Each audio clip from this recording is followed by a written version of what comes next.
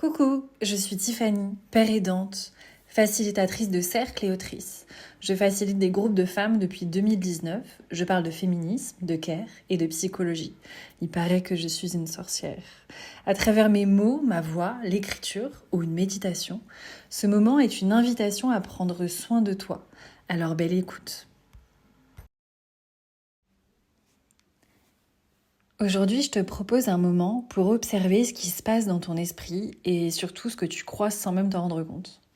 Nos pensées ont du pouvoir, certaines surgissent sans prévenir, comme des réflexes, et prennent parfois toute la place. Et parfois, nos pensées, elles sont hyper critiques, elles sont dures, elles sont injustes, et pourtant on les croit sur parole.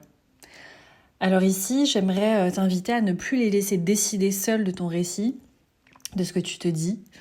L'idée, c'est vraiment de ne pas lutter contre elles, mais vraiment d'apprendre à les questionner et à leur opposer un peu plus de douceur peut-être, un peu plus de lucidité. Alors avant de commencer, pour cette autothérapie de comment faire face aux pensées automatiques négatives, je t'invite à une première mise en condition de 2-3 minutes. L'idée, c'est vraiment de t'installer confortablement, de prendre une profonde inspiration et de laisser peut-être ici ton corps se poser, de ramener ton attention à ce que tu ressens ici et maintenant. Le contact de tes pieds avec le sol, les sons autour de toi, le poids de ton corps, ta respiration. Et quand tu es prêt, prête, je t'invite à faire émerger une pensée qui revient souvent.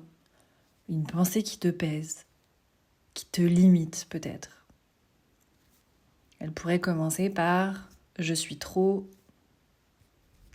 ou encore « je ne suis pas assez », « je vais encore ». Tu peux l'écrire ou simplement la visualiser dans ton esprit.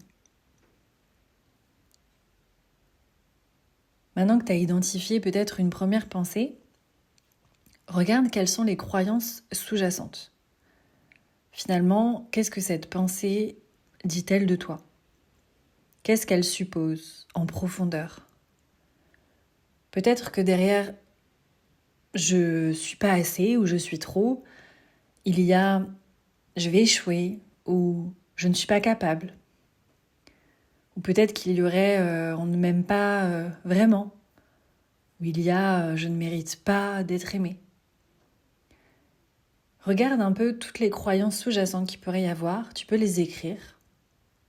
Même si tu n'es pas sûr qu'elles sont vraiment la vérité, la croyance à laquelle tu crois, ne serait-ce que qu'elles te traversent, font qu'elles sont importantes à noter. Ces croyances, c'est un peu comme des lunettes que l'on porte sans les voir. Elles vont teinter tout ce que l'on vit.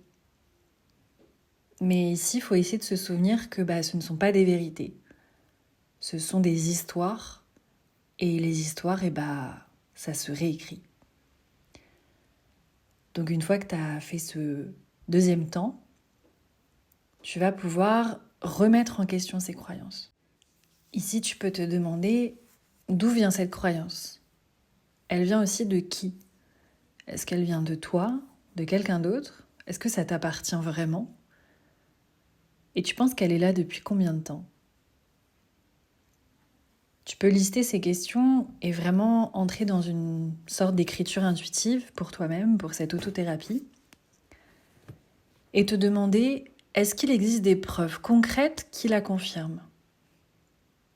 Et au contraire, qu'est-ce qui vient la contredire dans ton vécu ?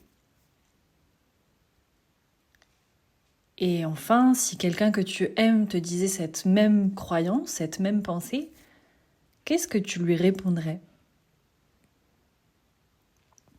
Et tu peux essayer de formuler une alternative plus juste, plus douce, peut-être plus réaliste.